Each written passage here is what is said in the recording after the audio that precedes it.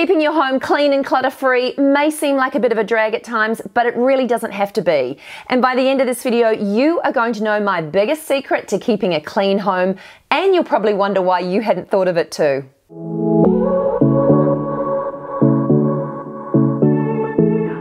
Hi, I'm Leonie and welcome back to my channel. Today I'm talking about 10 really simple, tidy habits to keep your home clean and clutter-free. And if the idea of a clean and clutter-free home appeals to you, then write the word clean in the comments below and I will know that we're on the same page. You might be surprised to know that a clean and clutter-free house is actually less about the time involved and more about just creating some really simple habits. And let's be honest, there will be times when life just gets crazy and we can't always be as tidy and as organized as we'd like to. But if these habits are in place, we've always got them there at the ready to fall back on. So if you just take a little time to incorporate some of these simple tidying habits into your daily routine, you may just find they change everything. Oh, and if you like this kind of video, please consider giving it a thumbs up. It means the world to me. And don't forget to subscribe to my channel for more. Anyway, let's get on with the video. If I keep a few basic cleaning products in the places that I am most likely to need them, I just find it much easier to do a quick tidy up and a quick clean on the go. Each bathroom has a few supplies and it just means if I see something that's created a bit of a mess, I can quickly clean it up. I'm not having to march to the other end of the house. Not that our house is huge, but I don't have to go searching for those cleaning supplies. I can quickly clean up that mess and not have to think about it. Also, I find if I clean up these small messes as I see them, it means that I save time not having to do a big deep clean every single week. I mean, I hate spending my weekends doing housework, so this is the easiest way that I find to prevent doing that. The other habit is to never leave a room empty-handed. Now, I think this trick actually is the easiest way to keep your home clutter-free. So if there are a pair of shoes left in the lounge room where someone in your family's taken them off and hasn't put them away, just grab them and take them and put them where they need to go. Most times we leave bits and pieces around our home and they end up not in the place that they're intended for.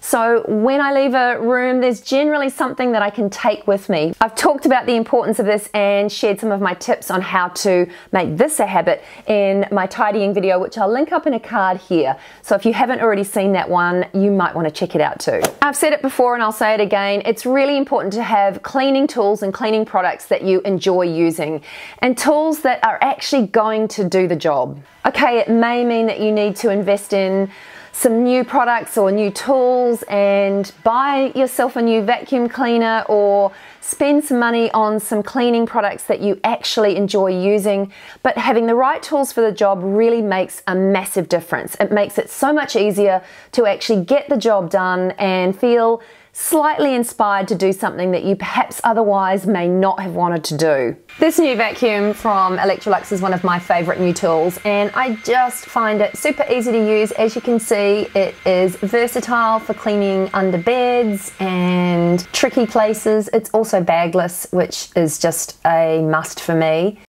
It's got this little cord that you pull out and clip on your attachments for getting into those tricky places, and it's great for using on stairs as well. This spray mop is an absolute game changer too. There are lots of them available on the market. They're best used if you vacuum first and then essentially you put your cleaning fluid in the bottle and spray and mop. As you can see here, the little cloth actually just velcros on and off, so you can take that off to wash it. But these things are super handy and I couldn't live without my mop. We all have those clutter hotspots, and they might be areas in our home that just always seem to get completely messy for whatever reason. And generally this tends to mean that we just don't have a system for dealing with that clutter or making that area of our home work a little better for us. And this is really common and it happens to all of us. It usually tends to be mail and paperwork that comes into our home.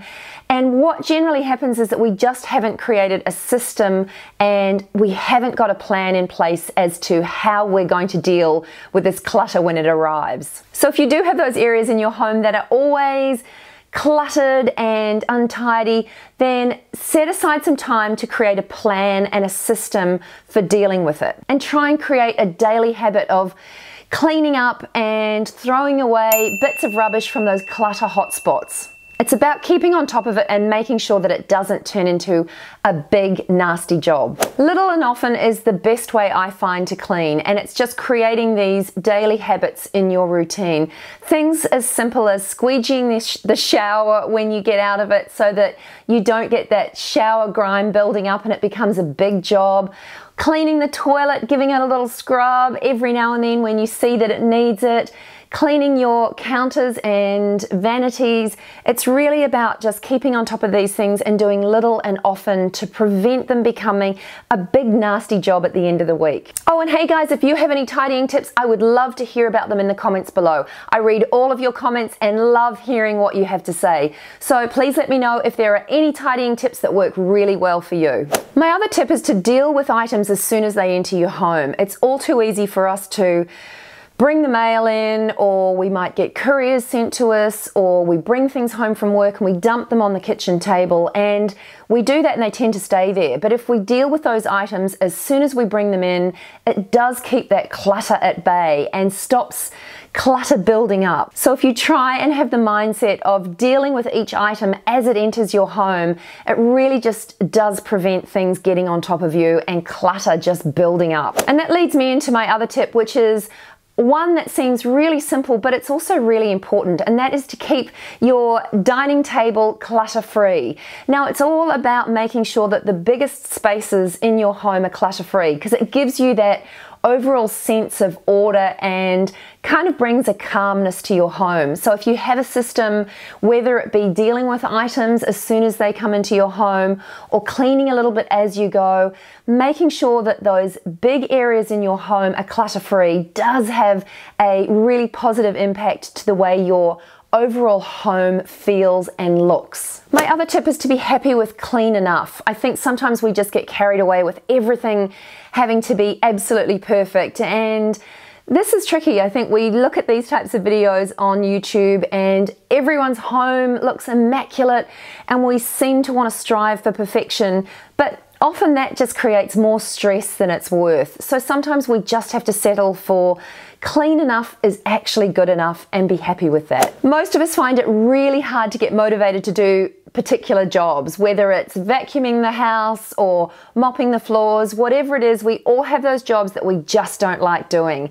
Now, the best way around this is to prioritize some time. So put some dedicated time aside to do those jobs. It may sound silly, but I actually put in my calendar some of my least favorite jobs, and it basically means that I have put some time aside to get those jobs done. It also means that I've got a dedicated amount of time to get that job done, and then I can forget about it. My other tip is to also try and slow down the amount of things that we actually bring into our home. Now, this isn't always easy because to live is to consume, but I think we need to be a little more conscious about what we do consume, what we do buy, and what we do bring into our home for starters. The best way to slow down the accumulation of things that we bring into our home is to change our mindset. It's not easy, but it is just changing the way we think about purchasing whatever it may be, whether it's an ornament or even if it's a food product. It's about changing our mindset and making more mindful decisions on what we buy and what we consume and what we bring into our home. So before you buy anything new, maybe you need to ask yourself a couple of questions like, do I really need this item, and do I have a place to put this in my home? You might also want to ask yourself, am I buying this for the right reasons? Am I buying this just to keep up appearances? And will this item actually cause me extra work if I buy it? I think if you can do that just to take a few minutes before you mindlessly buy new possessions, it's a really helpful way to avoid consuming more than you actually need. And these questions are also just a reminder that sometimes possessions take more from your life than they add to it. Anyway, that's it for today. I hope you enjoyed this video and found some of my tips and tricks helpful. If you did, I'd love you to give this video a thumbs up. If you didn't enjoy this video, yeah, you can give me a thumbs down. I really hope you enjoyed it though, and if you did, please consider subscribing to my channel for more. I look forward to catching you in the next one. Bye for now.